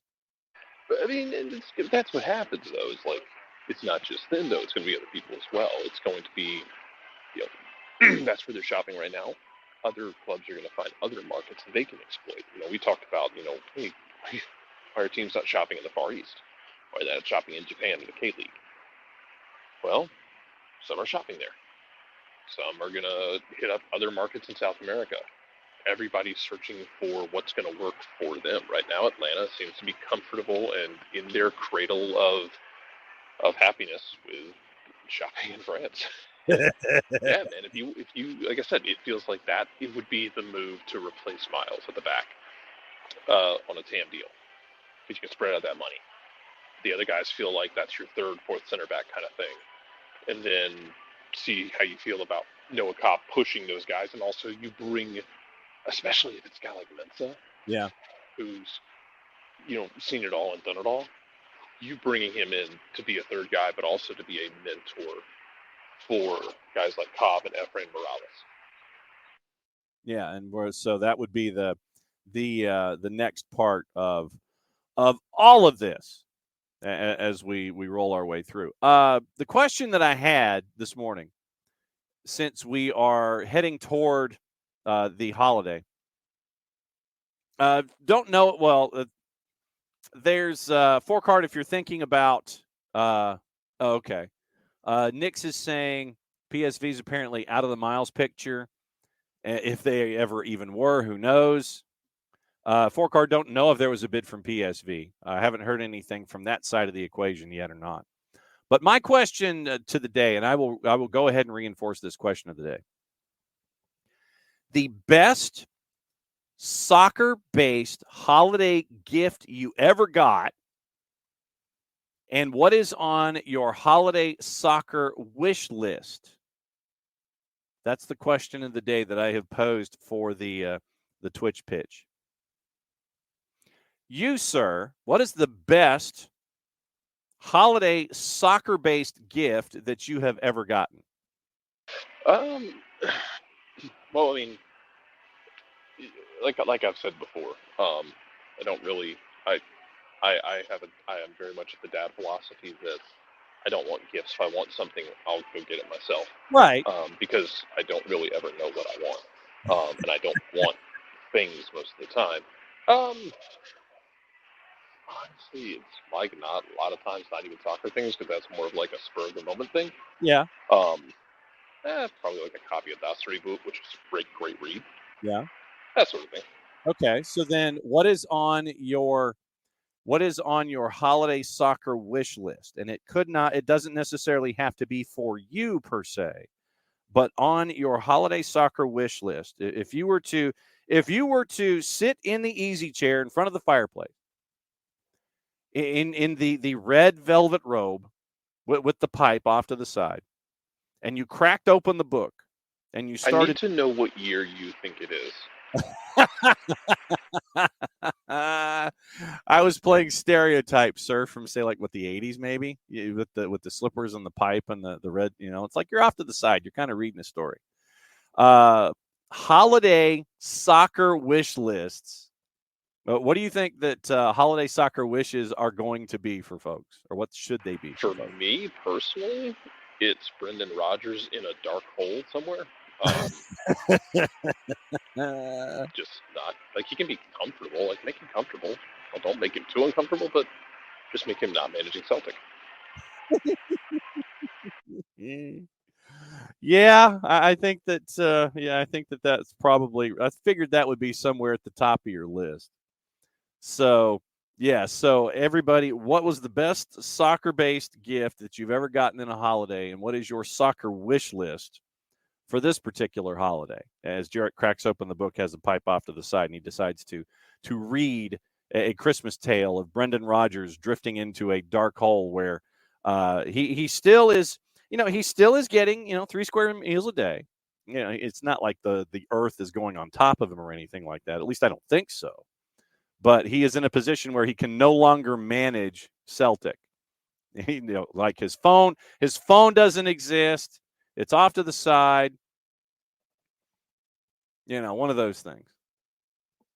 So he's not wishing the end of Brendan Rodgers by any stretch of the imagination. He's just wishing the end of Brendan Rodgers as manager of his favorite club. So it's like he loses his cell phone, falls into a hole, can't get out. It's like the hole itself is probably like 9 feet tall, and you can try and climb up, and you always think that you're going to make it, and then you fall back in. That kind of a thing. I think that's what Jarrett's chasing after for Brendan Rodgers. So that was my my question of the day. Knicks is hoping for MLS first teams to play an Open Cup in 24. You sir, I don't think you are the only one that is attached to that particular notion. So we'll keep an eye on that. So go ahead and lay out all of these ideas of yours this morning. Abby, someone who loves soccer, is in charge of Major League Soccer instead of a businessman from Abby's point of view. So Abby wants someone who loves the sport to be in charge of Major League Soccer. A couple of other articles this morning. Actually, before we get into the articles, one on Jesse Marsh and one on American Voices in Soccer. It's a very easy solution, but I'll go ahead and read Aaron Tim's piece from The Guardian, and we'll go back into it. Gossip, rumor, and innuendo, and what to watch and where to watch it. Because remember, we're now in festive fixtures. So there's going to be an ish load of games in a very short period of time. Juve have entered talks with Manchester City over a loan deal for Calvin Phillips. He told Manchester City he wants to leave the club next month. Newcastle's also interested in a loan. Arsenal considering a £52 million move for Sporting Lisbon and Portugal defender Gonçalo Inácio in January. Three-letter paper. Take the information at your own peril. Chelsea will block any advances from Spurs for Conor Gallagher in the January window despite uncertainty over his contract situation. Tosin Adarabioyo has told Fulham he wants to leave the club next summer on a free. Previous interest from Spurs and Monaco, three-letter paper. Spurs will turn to other targets if they do not get any encouragement from France and Jean-Claire Todibo in the next few weeks. He's also been linked to Manchester United. Rennes open to parting ways with Nemanja Matic in January, despite the former Serbian midfielder only joining the Ligue 1 side from Roma last summer. Barcelona, Real Madrid leading the chase to sign Mason Greenwood. Manchester United having no plans to bring him back to Old Trafford permanently once his loan spell at Getafe ends. Steve Cooper's at the top of Crystal Palace's managerial shortlist. Could be approached by the London club with Roy Hodgson considering retirement again. We've known that one for a while. Football Insider brings that one back up. Juve's winger Samuel Illing Jr. attracting interest from Spurs, Villa, and Brighton. Juve have not ruled out signing Thiago Giallo from Lille in January, although a deal next summer looks more probable. That's from Gazzetta dello Sport. West Ham and Fulham keen on forward Akor Adams, who could leave Montpellier in January for a fee between 15 and 20 million pounds. West Ham are yet to hold talks with manager David Moyes about renewing his contract, which runs out at the end of the year. Forest have accepted a bid of more than €5 million from Atletico Mineiro for Brazilian attacking midfielder Gustavo Scarpa. That's from Fabrizio Romano. Bournemouth remaining strong in their stance that Dominic Solanke is not for sale in the January window. They need him to stay up. Brentford, Palace, Fulham keen on Getafe's striker Borja Mayoral. Chelsea have agreed a deal with Darussalam to sign their 17-year-old Senegalese midfielder Pape Daouda Diong. It's from 90 Minutes. West Ham and Everton interested in a January deal for Peterborough and England U21 defender Ronnie Edwards. That's from the three-letter paper. Once again, take the information at your own peril. Knicks, Calvin needs to get out for sure. There was a time where Calvin Phillips said that he wanted to stay. He wanted to prove himself. And he was active in other competitions. He just wasn't active in the Premier League. And he was getting playing time in domestic cups and things like that. But apparently that time has passed for Calvin Phillips, and he wants out. What to watch and where to watch it. 3 o'clock on USA, it's Villa and Sheffield United. Once again, Prem and Proper with Drew's 3D out later today.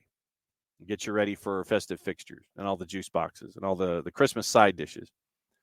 The league we don't talk about or promote has a game at 1 o'clock on Fox Deportes. FIFA Plus, the third place match is going on right now in the Club World Cup. Urawa Red Diamonds and Al Ahly. That is true. It is free. Fluminense and Manchester City's final is at 1 o'clock. And there's some news there. It's kind of interesting.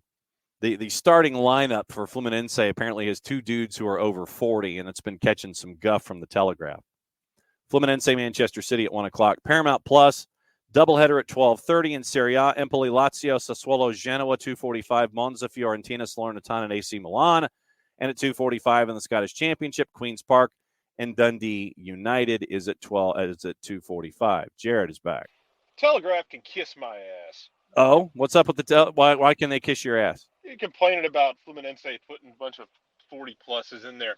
There are plenty of damn games where we send like big clubs to go play, even like MLS, like when like you do like MLS All-Star game or like high profile friendlies. Like, yeah, you're gonna get like a song and a dance from some starters, and they'll be out, and then it's a bunch of kids, maybe an old guy here or there. Like, don't pretend you're so high and mighty that the English clubs don't do that crap constantly.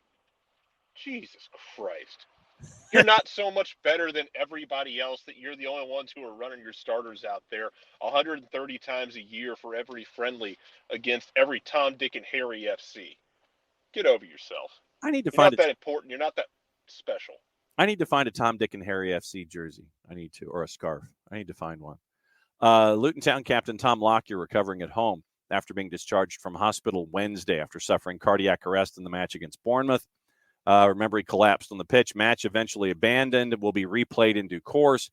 And he had an implantable cardioverter defibrillator fitted while he was in the hospital. So Luton came out with a statement. And he previously collapsed during the championship playoff final back in May. Tests this week showed his cardiac arrest was unrelated. Following that incident at Wembley, it was 5 days in the hospital, had surgery to treat AFib, and he was allowed to return for preseason. So good news on Tom Lockyer that he is now headed home. Overseas, Sam Wallace over at the Telegraph, Jarrett, caught up with Jesse Marsch. Jesse Marsch, quote, "Leeds got worse after I left. The owners told me they sacked me too soon." And he also says he maybe should have taken the Leicester City job following his sacking at Leeds. Jesse Marsch, after it was an 11 intense months, first Southampton, then Leicester City, made Marsch offers to join their battles against relegation. Both were tempting prospects, but he reflects the emotion of his rise and eventual fall at Leeds. And he could just not envisage himself jumping back in immediately. Since then, he and his wife, Kim, moved permanently from the U.S. to make their family home in Europe, ready to work again. Rarely spoke since he was sacked by Leeds. Quote, "It broke my heart when I left." He says, and in the months that followed, he says, the Leeds hierarchy of the time admitted to him in private they had moved too quickly. After Marsch, Leeds went through 3 more managers in 3 months, culminating in the short-lived, high-stakes appointment of Big Sam. Leeds did not survive in the Premier League. Marsch, quote, "I invested everything I had into that club and into that team. It was painful for me to watch them getting relegated in the manner in which it happened. Potential return to Ellen Road as the opposition manager was one of the factors in him choosing not to take Southampton or Leicester, although it was not the only reason. Southampton, it was right after Leeds, literally days. I was very serious about it. I could see internally they had a few different ideas on the direction they were moving forward, but wonderful people. Leicester, I was incredibly close to taking, but in the end, I felt that I wasn't ready to jump back in. In hindsight, I think it's a wonderful club and a great place. Maybe if my mindset had been in a different place, I could have and should have maybe taken the job. Back in London to catch up on contacts, and Marsch is clear. By February, his Leeds teams were making progress. Every metric he considers important was improving, and after his departure, he says those went into decline, a point borne out by the statistics included on the independent analysis. I agree we should have won more games than we did, even though from the outside it looked like the team wasn't as good as it should have been. We were in control of more matches and weren't getting the points we frankly deserved. That's what put stress on the environment, and that is what put stress on the decision makers in the club in terms of what the work was like and what it was like to be with the team, and the passion, work ethic, and commitment from the group. It was outstanding."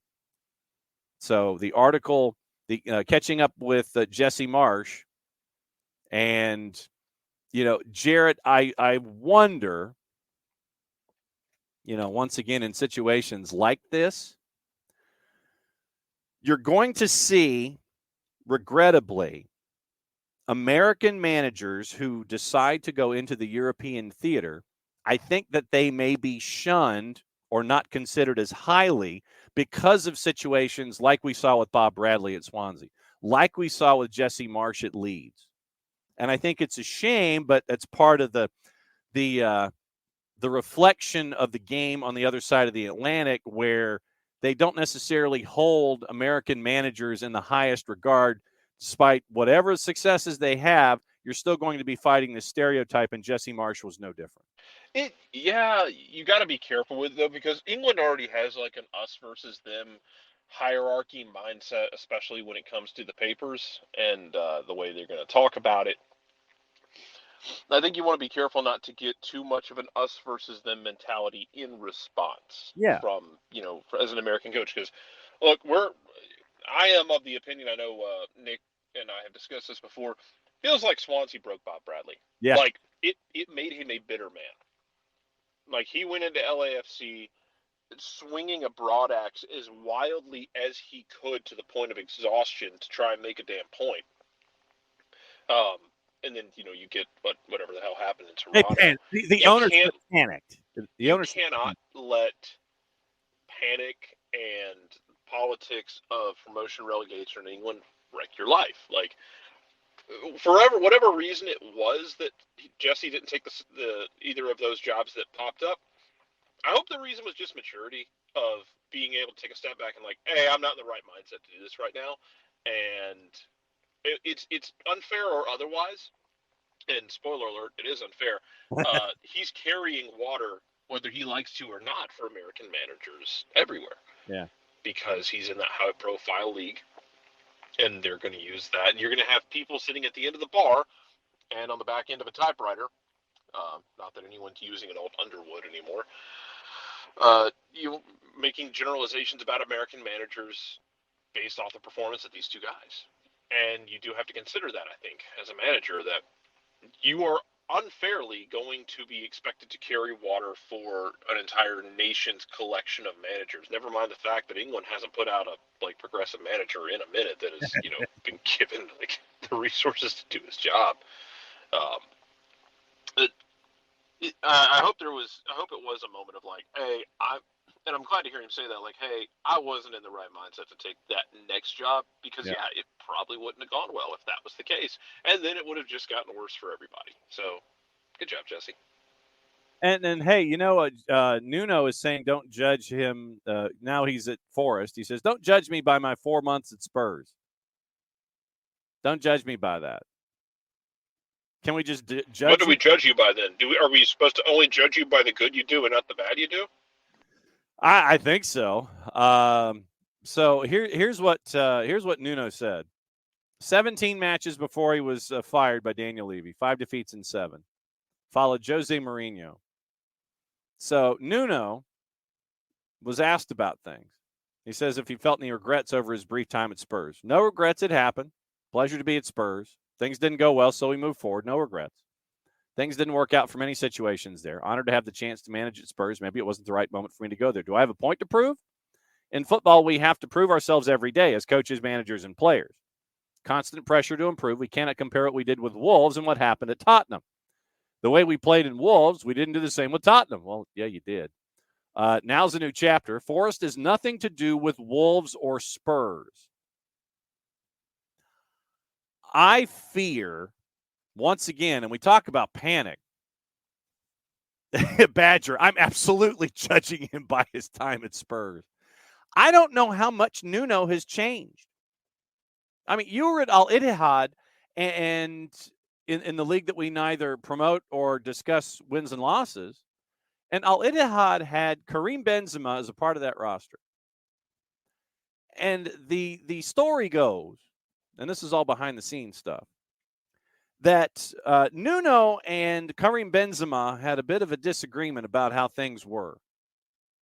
Who do you think is going to win that argument?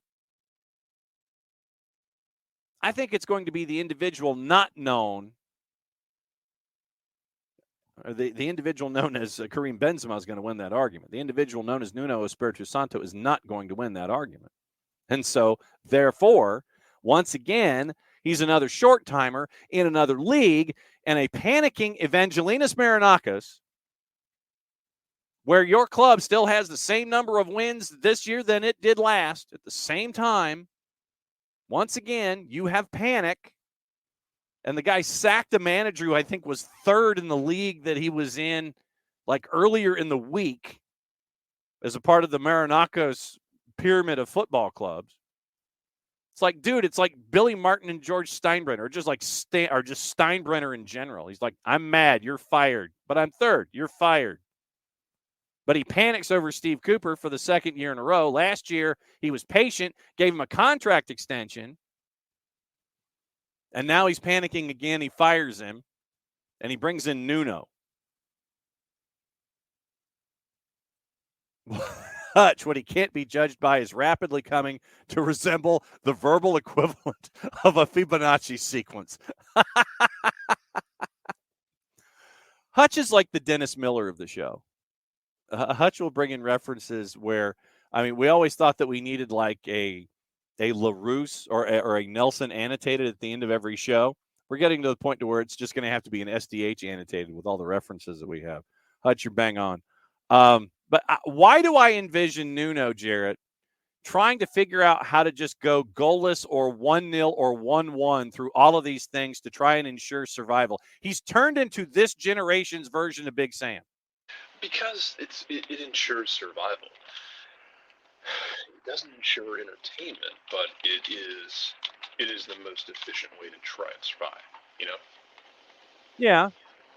It's whatever it takes, basically. And you bring in Nuno, who's just going to grind everything to a halt with all of this talent. 40-something players, $250 million in transfers. I mean, dude, you brought in Taylor Navas last year on a loan. And you survived.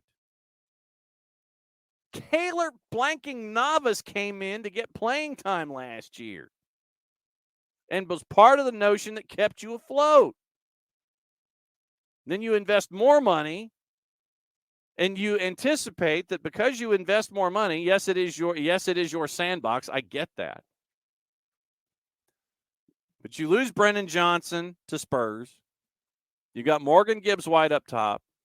But you have an owner who basically now is just looking to sit there and it's like, bruh, I need you to just manage this for me for the rest of this season. But he signed a 2.5-year deal. I don't think that Nuno gets through it.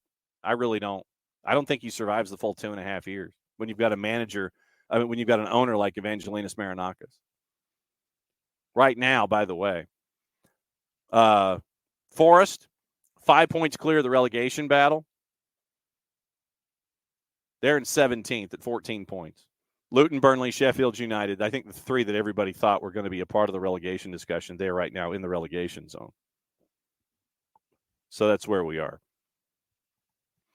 The other article that I wanted to bring up this morning, and it's more of an op-ed piece. So feel free to chime in as you wish. It's an easy solution, at least to me anyway. It's an Aaron Timms piece that was posted in The Guardian. And Tim's op-ed, if I can find it. Yeah, here we go. It's an easy solution if you ask me. Aaron Timms at The Guardian. Headline: why doesn't U.S. coverage of soccer include more U.S. voices? And once again, this is an op-ed piece that Aaron Timms posted at The Guardian yesterday. Anyone who's watched soccer live in the U.S. will be familiar with him. The English fan, always a male, is tediously insistent that by right of birth he knows more than anyone else on the face of the earth about the sport. Lurching up from the bar, dropping into a group chat at the invitation of some naive administrator, he'll never miss a moment to remind everyone that the league leaders have benefited from an easy run. Ben White's haircut should be the real talking point of the Premier League title race so far. Football has laws rather than rules. That many Manchester United fans are not from Manchester. This point must be emphasized with a grim relentlessness. That pre-relegation early 2000s West Ham was way better than the Moyesian vintage. That Graham Potter is better than Ange Postecoglou. That Seaman and James were actually better than Alisson and Ederson. That actually Chelsea's back four in the 98 Winners' Cup was best that English football's ever seen. On and on he'll go. Unrelenting in the face of no tangible engagement. Wherever there is still talk of football in whatever part of the world it might take place, this man will be lying, lurking, waiting for an opening to unleash the shudderingly boring anecdote about the pie he ate the day of Stevie G's slip. Sketch comes with all the ritual disclaimers. Not every Englishman is like this. Some of my best friends are English football supporters, etc. Perhaps the endurance of the English know-it-all is simply the cost of doing business as a fan of the beautiful game. Wherever the conversation turns to soccer throughout the English-speaking world, the cultural primacy of England looms large. Goes through another paragraph. Nowhere is America's strange deference to English voices and authority on footballing matters more stark than on TV. Goes through mentioning some folks. Across all the major networks, English voices, accents, and perspectives remain a dominant presence in the American coverage of the sport, extending out from the Robbie Mustos and Jamie Carragers to all those Nigel Reo-Cokers, Ray Hudsons, and Warren Bartons of the televisual periphery. In this solar system, even the lesser planets come with an English accent. Some of these voices, let's be clear, are good and interesting and wise and measured, but some get by on Englishness alone. Once again, this is Aaron Timms at The Guardian. and others are playing awful. Fox's Barton, who only seemingly football insight is to encourage the players on the field to put the ball in an area, is among the most agricultural commentators working in English today. Mid-'80s Wimbledon made into flesh and voice. Surely U.S. soccer fans deserve better. Why doesn't American coverage of soccer include more American voices? Aaron Timms continues. The answer might be that American voices simply aren't good enough. I will stop him right there. So the first sentence after he poses his question, I stop his op-ed piece.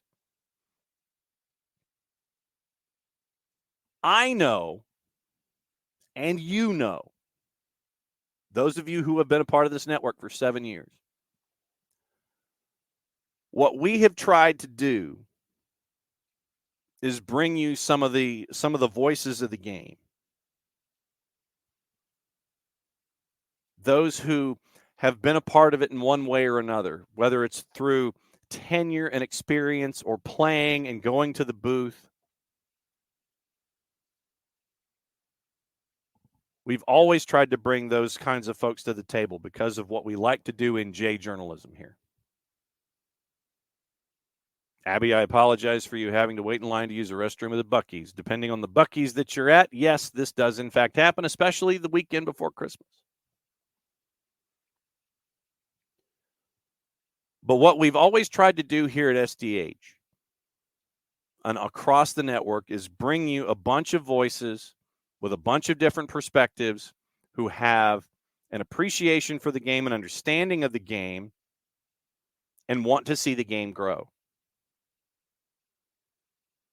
I can name, and you can too, a handful, if not more, of individuals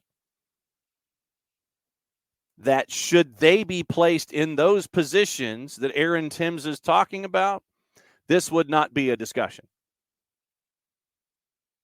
This absolutely would not be a discussion.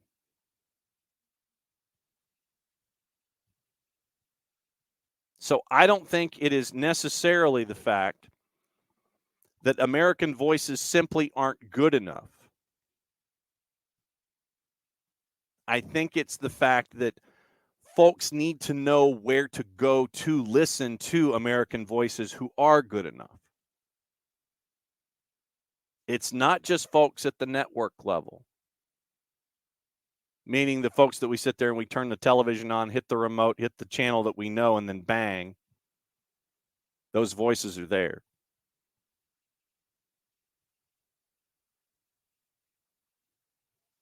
What we've always tried to do is present storylines, J journalism, stories, all these kinds of things in a place where we all can grow, where we can all gain a deeper knowledge of the sport, gain a deeper appreciation of the sport, and be there to watch it grow. I think Aaron Timms thought that there might not be, the American voices simply aren't good enough. I would posit that folks aren't looking hard enough.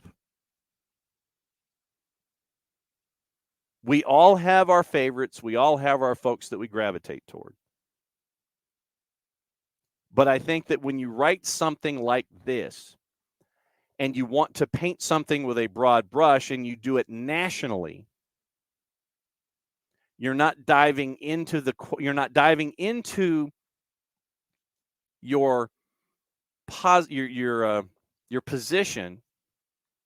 You're not doing any deep dives, and you're doing a disservice to your position by not doing that. So what I would suggest to individuals that want to come up with a statement like the answer might be that American voices simply aren't good enough, I would say that you're not looking hard enough. Look deeper. Look deeper than just the national voices.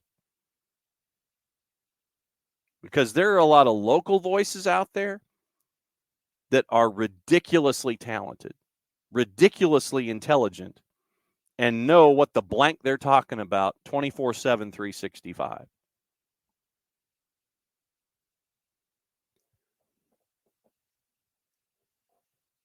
And when you're looking at things in a network level,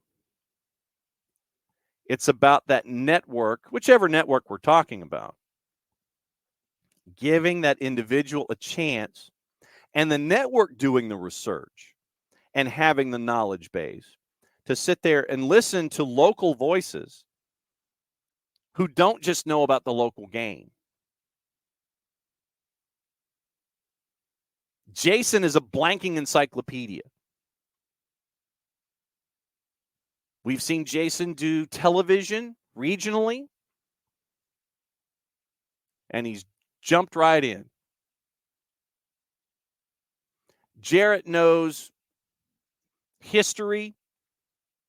Jarrett knows Scotland. He has his bailiwick. He has his ideas. Nick, Serie A, unparalleled. His knowledge base about Serie A, and that's the beauty of why we do SOT when we did the Monday night show. Everyone that we bring in here, Glenn Davis, with his knowledge in Houston, with his knowledge of Major League Soccer in general,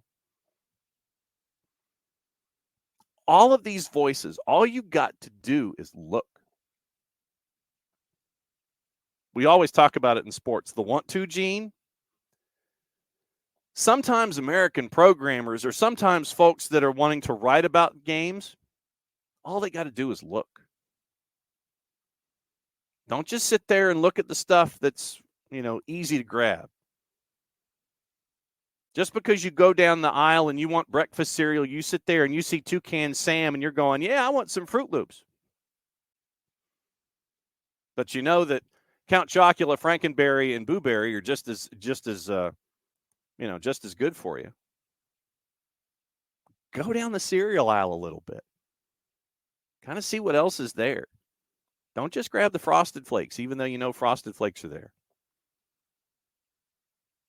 Go down the chip aisle, go down the snack aisle. Don't just stop at the Lay's. Ruffles are just as good.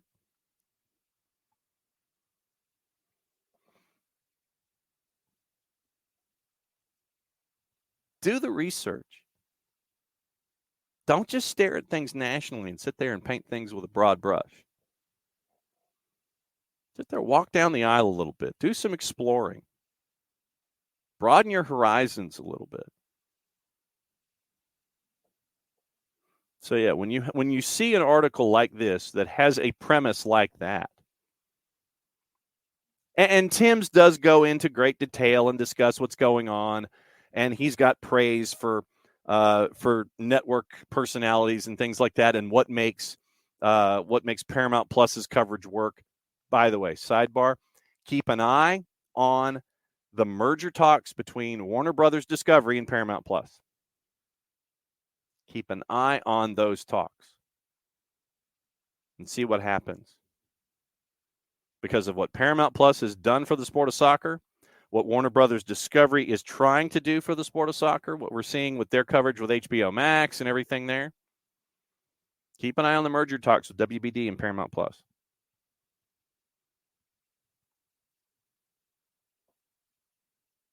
So when you want to paint with a broad brush, cool. I know that's going to get you clicks. More power to you. But at the same time, help the situation. Look for deeper voices. Look for those folks that know what they're talking about. And don't just sit there and make a broad assertion without having done research going down a couple of levels. So keep an eye on that. But literally, I saw the article and I was like, okay, where is he going? So the first 1, 2, 3, 4, 5, 6, 7, 8 paragraphs. I kind of blew through the first 8 paragraphs of the op-ed. Then he poses his question. And then in that 9th paragraph, all we had to do is do one sentence and we stopped. And literally, there's 2/3 more of an article to go. I would posit to writers, I would posit to those who work on a national and international scale to do a little digging. There are a lot of folks out there below the national and international descriptors that do a hell of a job every single week, every single day when it comes to their sports. I know we're talking specifically about soccer. But don't just tie yourself to an idea that just because you don't see something on the national scale, that it doesn't mean that there aren't folks below the national scale. If you were to just kind of dig a little bit, just go in the garden and dig the dirt out a little bit, just kind of uproot things, just a tick, that you wouldn't discover that there are quality voices just below the national purview that kick ass every single day. So, Aaron, be careful when you do stuff like that. Be careful. All right. A couple of other things before we go. And sorry I went sideways on you there. Top 100 best male footballers in the world is out at the Guardian. Rebecca Welch, remember, very, very cool moment coming up. Set to become the Premier League's first female referee. And while I appreciate the idea of Hannah Jane Parkinson thinking that it may have a welcome effect of lessening abuse, I hope that's the case. I'm not so sure. Remember, 2 years ago, Welch became the first female referee in the EFL. League Two clash between Harrogate and Port Vale, first woman to oversee a championship match. Also became the first woman to act as a fourth in the Premier League. Manchester United's win over Fulham last month. Saturday, back to Craven Cottage, taking charge for Fulham and Burnley. First woman to oversee a Premier League fixture. And this is someone who only started doing this in 2010. She worked as a National Health Service administrator before going full-time only 4 years ago. Trained in the Northeastern officiating pathway, selected as part of the UEFA 28-member elite referees cohort responsible for 3 matches at the Women's World Cup. Movement into the men's game. She reffed a third-round men's FA Cup fixture. Pep Guardiola said Welch's appointment was an excellent idea, more than welcome. Hopefully in the future there will be more. Newcastle's Eddie Howe, which is the part of the country that she's from, said it was a great moment. Roy Hodgson referred to her as a trailblazer. Mauricio Pochettino said he was so happy that the Premier League was following Ligue 1 and appointing a female referee, citing Stephanie Frappart as a very good official. Mikel Arteta wished her all the best. Arteta said what women's football has done and the diversity that we have is incredibly positive and something that was needed. Vincent Kompany said it's a milestone. More than 200 female refs and assistant referees have officiated in the men's game worldwide. Remember, Frappart was at the World Cup with 5 other female officials.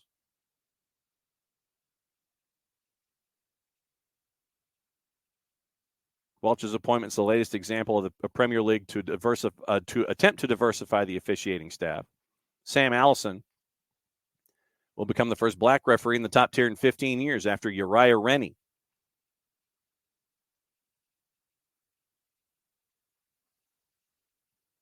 Sheffield United, Luton Town on Boxing Day is where Allison's going to be. So Allison and Welch. Fan blanking-tastic and about blanking time. I don't know how else to say it, but it's about damn time.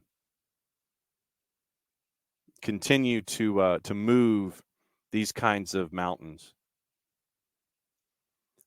Afghanistan players are urging FIFA to look at the match-fixing claims against their president. AFF chief Mohammad Yusuf Kargar has been accused of corruption, denied the claims he ordered players to fix matches back in 2008. They have confirmed their boycott of the national side, and that will continue until Kargar is removed from his post.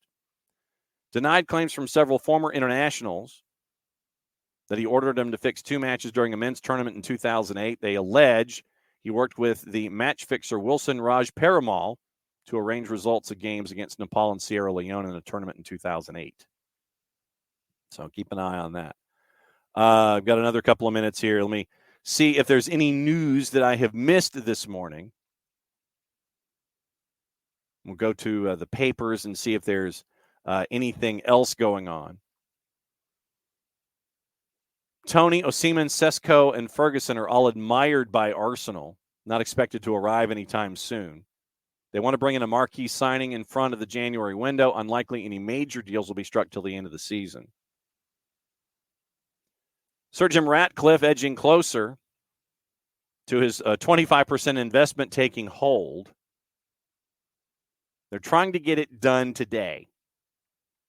Final negotiations Thursday night. Knicks, Merry Christmas, Happy Holidays. We'll be back with you Tuesday. They were hoping to have this done today. Don't know if it'll be done today, but we will see.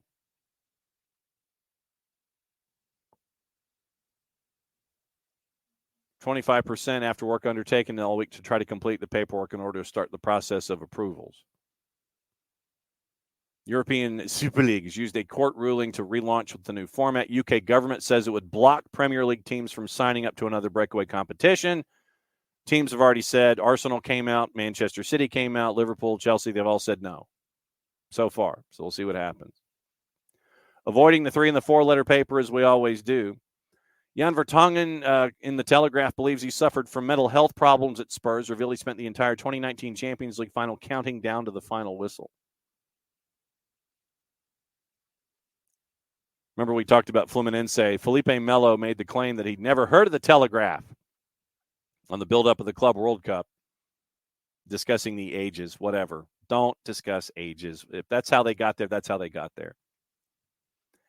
Super League organizers A22 say Manchester United in the mirror and other Premier League clubs have been made new offers to sign up despite their statements on Thursday. Ivan Toney increased speculation about his future by liking a social media comment about joining Arsenal in January. Wolves boss Gary O'Neill has confirmed Pedro Neto is back in training, could even be on the bench for the matchup against Chelsea on Christmas Eve. Manchester United are reportedly on the lookout for a low-cost striker and a right-sided center back in the new year. Kieran Dowell insists Rangers' injury crisis will not derail the club's Christmas charge toward the top of the Premiership. The Green Brigade could be back in their parkhead seats on Saturday for the visit of Livingston after a 2-month standoff with the club. Bournemouth owner Bill Foley edging closer to a deal for a non-controlling stake in Hibs. Cabbage! After his reps visited Easter Road. Celtic and Rangers could battle it out for the signature of Wolves flop Fabio Silva, who is set to be loaned out by the Premier League side. So that's your run through the papers. That's your run through the stuff. Van de Beek has had a Frankfurt medical. Leipzig is interested in Jadon Sancho. Manchester United is eyeing Stuttgart's Guirassy. We've talked about that one. And so that is where we are. Mauricio Pochettino says if we need to sign players, we'll be ready. When Sky's Laura Hunter asked him about the need to sign players in the January window. Arsenal are targeting folks, but FFP concerns mean they have to compromise on at least 2, according to the Independent. Ange says he's preparing for the January window. Poch also said that Gallagher's future is between the club and the player. We mentioned the Ivan Toney liking on the Insta. Manchester United's Erik ten Hag says he's content with his squad ahead of the January window. I'm happy we have a good squad. Okay. Roy Hodgson says he doesn't feel any pressure. Palace sitting 15th after having only collected 11 in a 39 possible over their last 13 games. So 11 points in 13 games. Doesn't feel any pressure. Inter Milan considering a January move for Celtic midfielder Matt O'Reilly. Keep an eye on that. Vincent Kompany, if the right opportunity is there, will be able to do something in the January window. We mentioned the contract talks or lack thereof. Roberto De Zerbi, is he frustrated with the transfer policy? Speaking after the draw with Crystal Palace, De Zerbi said, we have to accept the policy of the club is to play with many young players, and you have to give them time to progress and to make mistakes. We have great potential players, but they are not great players yet. Carlos Baleba is perhaps not ready to play in the Premier League yet, but he will be a great Premier League player. The policy of the club and the secret of our club is to develop those players who are not there yet. That is my job. Spurs interested in Conor Gallagher. We mentioned Jadon Sancho. And Carlo Ancelotti believes that the Super League is a positive for everyone. Okay. Interesting, but not necessarily a surprise. All right, reminders. Once again, on the network, happy holidays and New Year ropes. We'll catch up with you Tuesday. Saturday, Sunday, Monday, all on tape. We're going to remind you of stuff that you might have missed during the week. Listen to it on the weekend. Monday will be a Soccer Over There marathon. So 9, noon, 3, and 6. Soccer Over There all day on Monday on Christmas. We'll be back on Tuesday. I'll be down in South Alabama. We'll be discussing it there, and we will go through everything, and we'll talk about Christmas. We'll talk about how your Christmas went, how your holidays are going, and we'll continue to go through things as we get ready for the new year. Thanks to all of you for being a part of the family here at SDH, and we'll be back at it again Tuesday morning. Merry Christmas, Happy Hanukkah, Happy Kwanzaa, and may all of the ponies that you ask for be under the tree if you have trees and things like that. So happy holidays, Tom. See y'all on Boxing Day, Hutch. Absolutely. So thanks for being a part of SDH, everybody. Celebrate as you do, and just be safe so we can come back on the other side and talk about it all on Tuesday. For everybody here at SDH, I'm just John. It's the end of the show. That means I get to do this. We'll see you live on Tuesday. Soccer Over There on your Monday. Be good.